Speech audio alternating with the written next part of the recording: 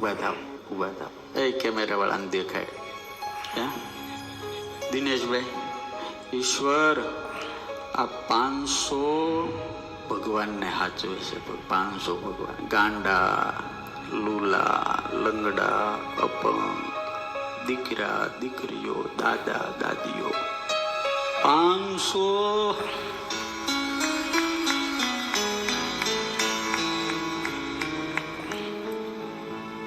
આપણી માં જેમ આપણા ગૌમૂત્ર ધોવે ને એમ આ એના ગૌમૂત્ર ધોવે છે આ બાપો. આ